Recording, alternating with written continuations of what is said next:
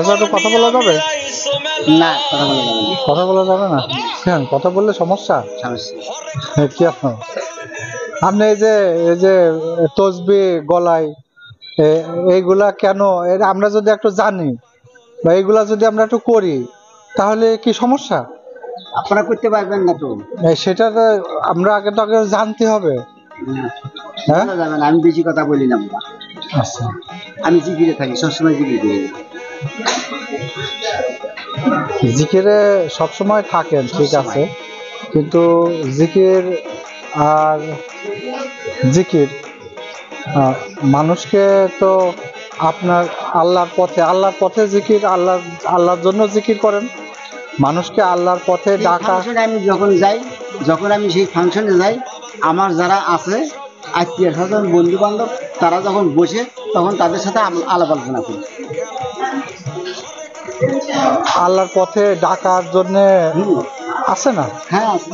তো সেটা আলোচনা, এখন আপনি আলোচনার ভিতরে আসবেন না আমাদের সঙ্গে, তাই তো? সারাদিনই আলোচনা করছি, সারাদিনই করছি, রাত 10টা পর্যন্ত করছি। মানে বিষয়টা হচ্ছে কি, আপনার এই যে আমি নিরিবিলি একা একাই দেখতেছি।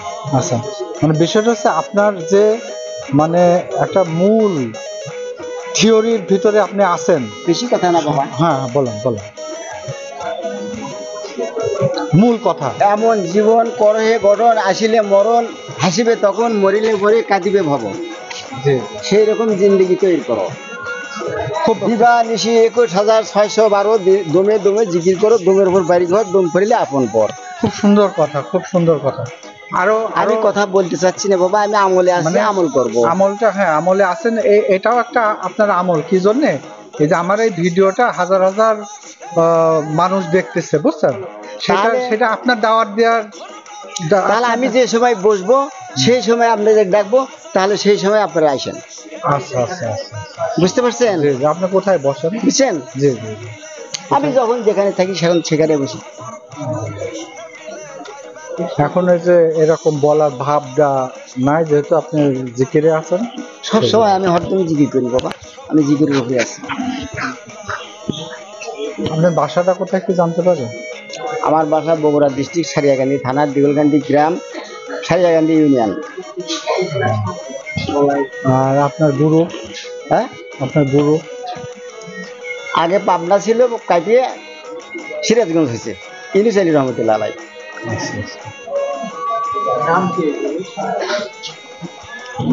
কি বললাম? ইউনুস আলী রহমতুল্লাহ আলাই। তা ঠিক আছে, আপনাকে হলো যদি কষ্ট দিয়ে থাকি আমাকে ক্ষমা করবেন। আপনি জিকিরের ভিতরে আছেন, আর আপনার দিকটা, আপনি একজন পরিষ্কার হৃদয়ের মানুষ। আপনি হয়তো ক্ষতিগ্রস্ত হচ্ছে মনে করছেন, আবার আমি মনে করছি যে আপনার দুটো কথা যদি আমাদের দর্শকদের শোনায়, যে দর্শকদের আল্লাহর রাস্তায় নিয়ে আসতে পারে, সেটাও আমার জন্য সোয়াব, আবার আপনার জন্যও সোয়াব। আমি আবার সেটা মনে করছি, এইটাই, তাছাড়া তেমন কিছু না। ঠিক আছে, অবশ্যই। এই পথে যারা চলে তার ভিতরে সব সময় জিকির চলতেই থাকে। এই পথে যারা চলে তার ভিতরে সবসময় জিকির চলতেই থাকে, জিকির বন্ধ হয় না। আমি দেখেন তোমার সাথে কথা করছি, আমরা সবসময় জিকির চলতেই থাকে, জিকির করতেই থাকে। আমরা পাগল মানুষ, পথে পথে বেড়াই, কারণ তারপরে আমাকে নষ্ট করতে হয় না। আমরা খারাপ পথে চলি না, আর কোনো মেয়ে লোকের সাথে আমি কথা কই না। যদি খুব আত্মীয় স্বজন হয় তার সাথে কথা কই। মেয়ে কি শত্রু? আমি মেয়ে লোকের সাথে কথাই কই না, মেয়ে লোকের সাথে আমি কথাই কই না। ওই ভুল হয়ে সাথে যদি কোনো ফকির টকির ভিক্ষি দিই তার সাথে কথা কই, তার বাজার লোকের সাথে কথা কই। দাদা, আপনাকে একটা প্রশ্ন না করলেই হচ্ছে না এক্ষেত্রে। মানে মেয়ে কি শত্রু?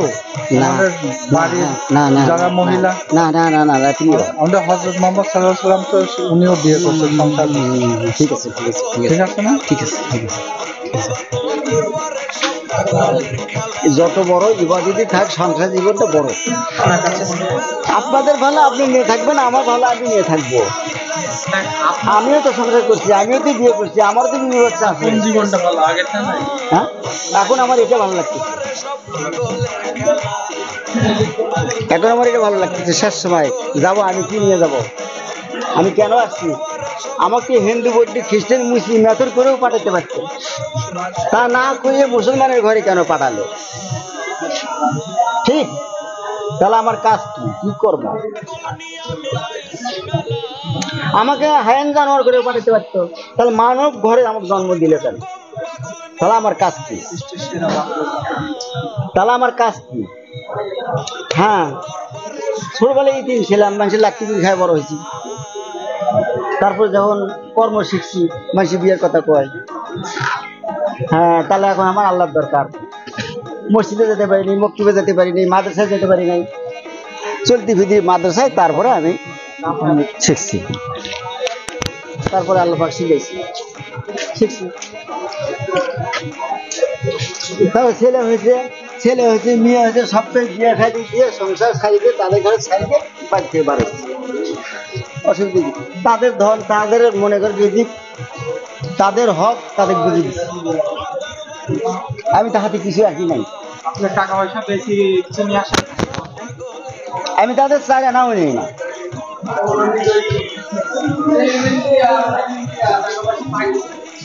হ্যাঁ, এখন চলেন কি? আল্লাহ দেখাই খাই। আম্মা সাইন্দা ফালা তানহা, আমি যাই, এই কথাটা কার? 10 লাখ টাকা চাইনি, এমন বেশি লোকটা যাই। বলেন কথাটা কার?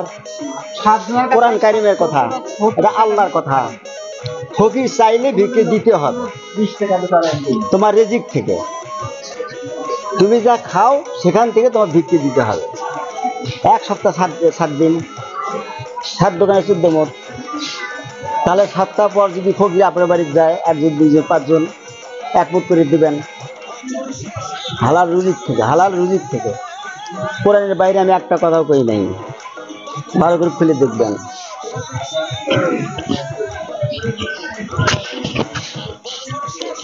সূরা বাকারার মধ্যে আছে। আচ্ছা, আপনি কি কোনো কেউ যদি সমস্যায় পড়ে, মনে করেন অনেক কিছু বান জাদু টোনা বা অনেকের দম্পতি সমস্যা, এইসব কোনো কিছু সমাধান, আপনি এরকম কোনো কাজ পরকে সহযোগিতা করে থাকেন নাকি এরকম কোনো? হ্যাঁ, হাঁটিতে দিচ্ছি, একটা লোক বিপদে পড়ে গেছে, তাকে উদ্ধার করা সবচাইতে বড় ইবাদত হলে এটা। এর উপর কোনো ইবাদত নাই। একটা অসহায় মানুষকে সহায়তা করা, এর উপর আর কোনো উপকার নাই, এর উপর কোনো বড় ইবাদতও নাই। নামাজ ইবাদত না, নামাজ ইবাদতের অংশ না। নামাজ কোরআন কারিমের মধ্যে নাই। সালাত আছে, সালাতের অর্থই তো নামাজ। সালাতের অর্থ নামাজ না, অর্থ ব্যতিক্রম করে হয় না। নামাজ হলে ফার্সি ভাষা, ফার্সি ভাষা, তাহলে তো বাংলা হলো না। বাংলা হলো না। বাংলা এটা উপাসনা বলা যায়।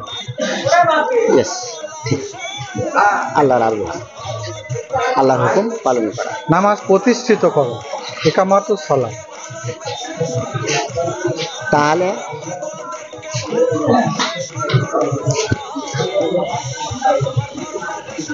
নামাজ সূরা মাআরিজ মুসলমান যখন আয়াত নাম্বার 23, ওখানে সালাত খুঁজে বের করবেন। নামাজ পড়তে হবে, আপনার মসজিদে ইমাম আছে, মসজিদ আছে, তাদের বলবেন নামাজ পড়তে যাই। সূরা মাআরিজ আয়াত নাম্বার 23, দেখেন সালাত সম্বন্ধে কি বলছে। আপনি একটু ব্যাখ্যা দিয়ে দেন, আপনি 1 মিনিট একটু 1-2 মিনিট একটু ব্যাখ্যা দিয়ে দেন সংক্ষেপে।